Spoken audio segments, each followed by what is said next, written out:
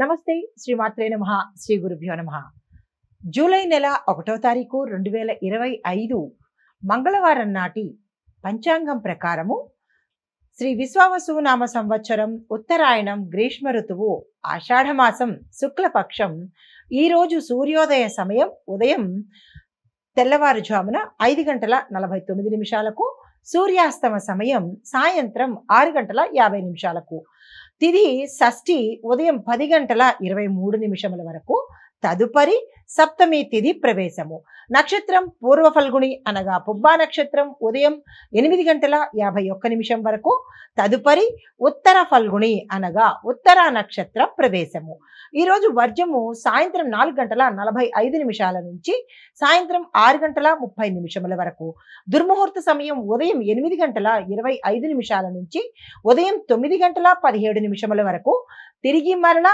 రాత్రి 11:17 నుంచి రాత్రి 11:58 వరకు ఈ రోజు రాహుకాలం మధ్యాహ్నం 3:35 నుంచి సాయంత్రం 5:13 వరకు బ్రహ్మముహూర్త సమయం తెల్లవారుజామున 4:13 నుంచి తెల్లవారి 5:01 వరకు ఈ రోజు అమృత ఘడియలు తెల్లవారుజామున 3:13 నుంచి తెల్లవారి 4:58 వరకు ఈ రోజు అభిజిత్ ముహూర్తం ఉదయం 11:54 నుంచి మధ్యాహ్నం 12:46 వరకు ఇది నేటి పంచాంగం.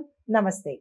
జూలై 1, 2025 నాటి దిన ఫలితాలలో మేషాది ద్వాదశ రాశుల వారికి గ్రహస్థితులు ఎలా ఉంటున్నాయి, ఆ గ్రహాల యొక్క ప్రభావము వాటి యొక్క గమనం వల్ల ఈ 12 రాశులకు ఎలా ఉండబోతోంది అనే అంశంలో ముందుగా మేషరాశి వారి యొక్క గ్రహస్థితులు చూసినట్టయితే విద్య, ఉద్యోగం, వ్యాపారం, ఆరోగ్యం, కుటుంబం, రాజకీయం మొదలైన రంగాలలో గ్రహస్థితులు చూసినట్టయితే చంద్రుడు మకర రాశిలో భాగ్యస్థానంలో సంచారం చేస్తున్నాడు. మంగళుడు కర్కాటక రాశిలో 4వ స్థానంలో సంచారం చేస్తున్నాడు.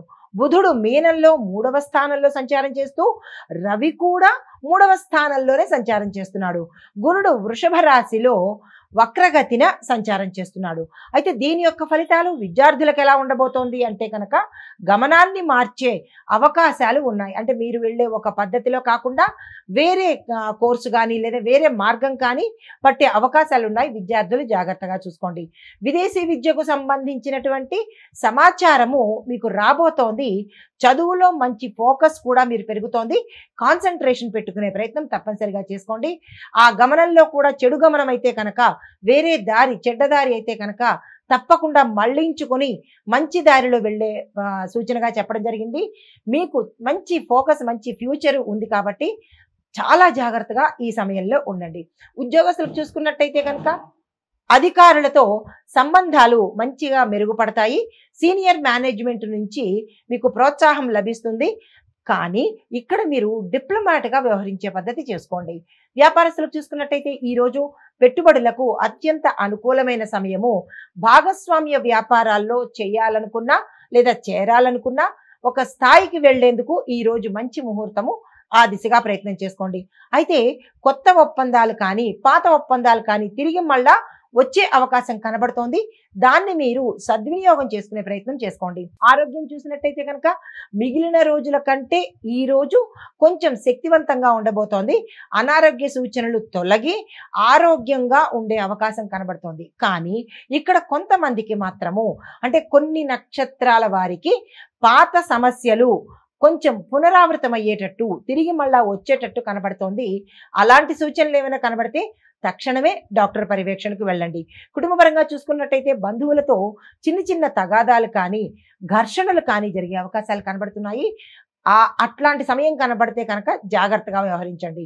కానీ కొన్ని గతంలో మీరు చేసిన తప్పిదాలు ఏమైనా ఉంటే కనుక వాటికి క్షమాపణ చెప్పడము, రిపెండ్ అవ్వడము, పెద్దవాళ్ళైతే కనుక సారీ చెప్పడము, ఇలాంటివి ఏవైనా మళ్ళా తిరిగి మంచి సత్సంబంధాలు కలగడానికి మీ వంతు ప్రయత్నంగా చేసుకున్నట్టయితే బంధాలు బలపడతాయి. అయితే రాజకీయ సామాజిక పరంగా చూసుకున్నట్టయితే కనుక సామాజిక గౌరవం పెరుగుతుంది.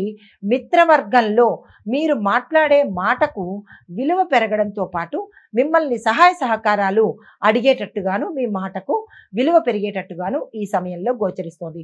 అయితే మీకు చెప్పదగ్గ పరిహారాలు అంగారక మంత్రాన్ని 108 సార్లు కనుక చదువుకున్నట్టయితే ఏ చిన్ని కొద్దిపాటి సమస్యలు ఉన్నా కానీ సమస్య పోతుంది. దీంతో పాటుగా అమ్మవారి ఆలయంలో మీకు దగ్గరలో ఏదైనా అమ్మవారి ఆలయం ఉంటే కనుక నీలిరంగు పుష్పాలను తీసుకెళ్ళి మీ యొక్క కష్టాన్ని కానీ కోరికను కానీ చెప్పుకొని ఇచ్చినట్టయితే సానుకూలమైన ఫలితాలు పొందుతారు.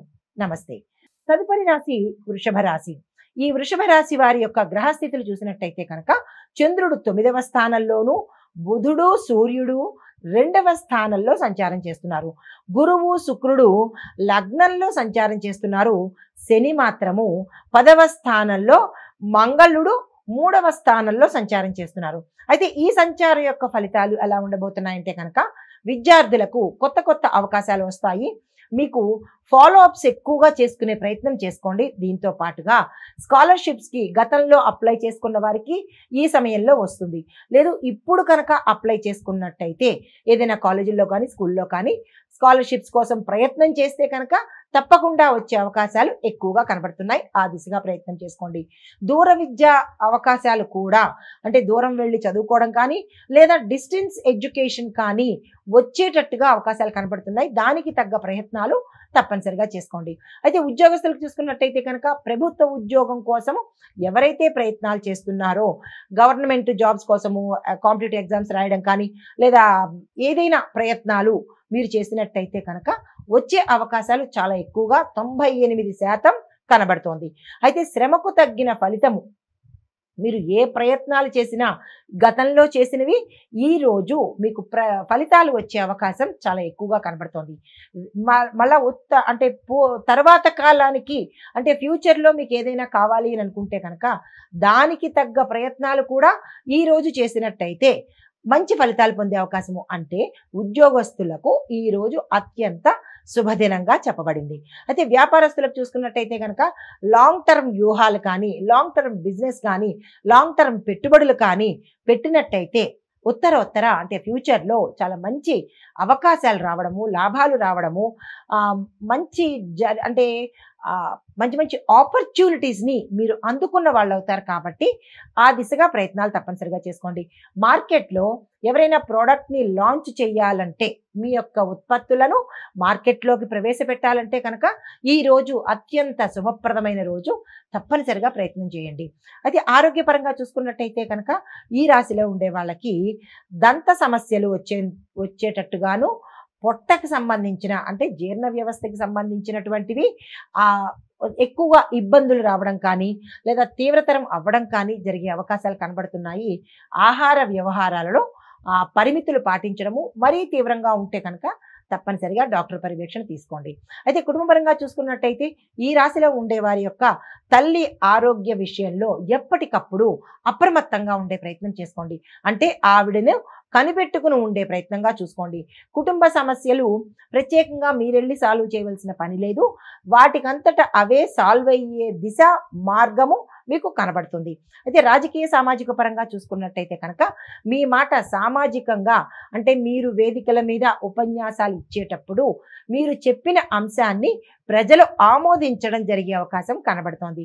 దీంతో పాటుగా మీరు పొలిటికల్గా గెయిన్ అయ్యే అవకాశము, అంటే మంచి పేరు ప్రతిష్టలు తీసుకోవడము, మీ యొక్క స్థానము బలపడేందుకు కూడా ఇక్కడ అవకాశాలు ఈ రోజు ఎక్కువగా కనబడుతున్నాయి.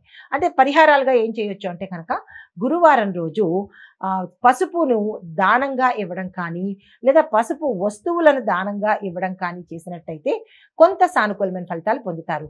అయితే దీంతో పాటు లడ్డూలు స్తోమత ఉన్న వాళ్ళు అమ్మవారికి లడ్డూలను కనుక మీ యథాశక్తి నైవేదనగా పెట్టినట్టయితే, ఇంట్లో కావచ్చు లేదా దేవాలయంలో కావచ్చు చేసినట్టయితే కనుక నరదృష్టి కానీ లేదా మీ యొక్క పని చేసే దాంట్లో ఏదైనా ఒక ఇబ్బందులు, దృష్టి కానీ నరదృష్టి కానీ చెడు కానీ నెగిటివిటీ కానీ ఉంటే అమ్మవారి దయ వల్ల పోయే అవకాశాలు ఎక్కువగా కనబడుతున్నాయి.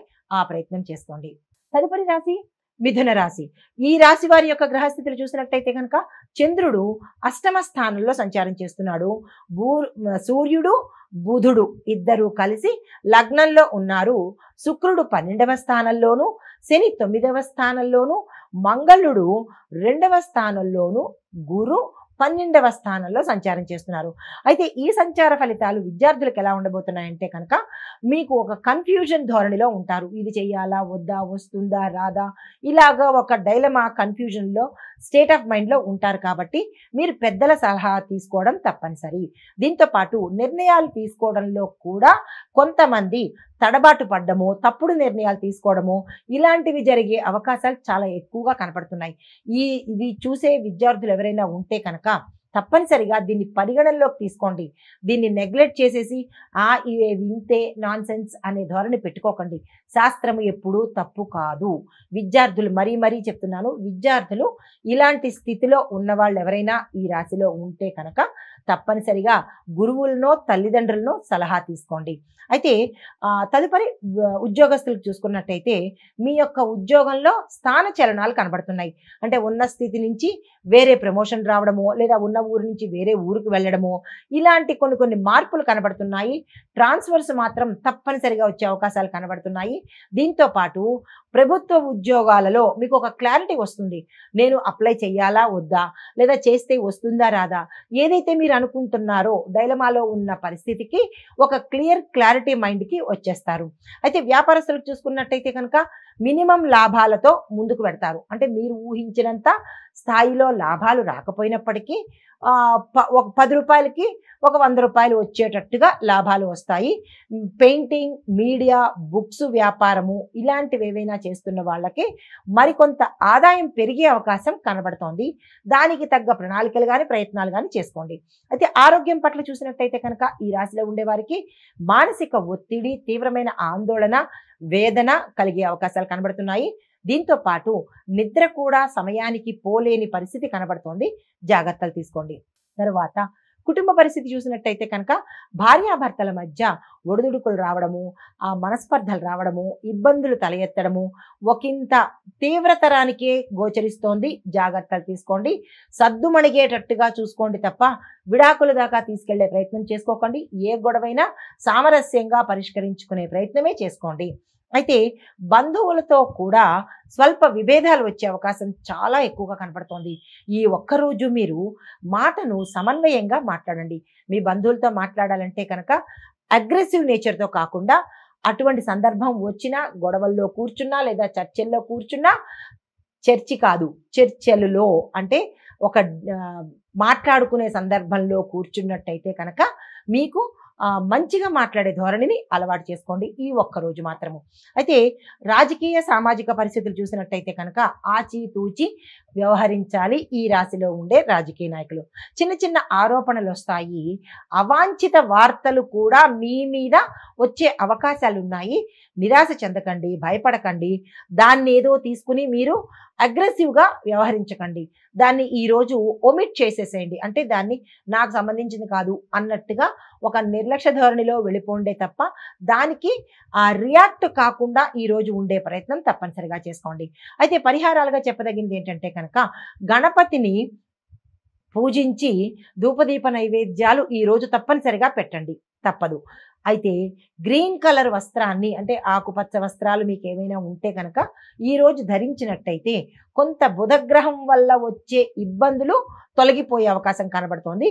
దీంతో పాటు ఈరోజు ఆకుకూరలను మాత్రమే తినే ప్రయత్నం చేయండి. మాంసాహారాన్ని కానీ ఇతరత్ర పదార్థాలు కాకుండా సాధ్యమైనంత వరకు ఆకుకూరలు తినే ప్రయత్నం చేయండి. మీకు ఒక చిన్ని మంత్రాన్ని ఇస్తున్నాను. ఎవరైనా ఇబ్బందుల్లో ఉంటే కనుక ఓం బృహస్పతయే నమః అనే ఈ మంత్రాన్ని 108 సార్లు కానీ మీ యథాశక్తి కానీ ఈరోజు తప్పనిసరిగా చదువుకోండి. నమస్తే.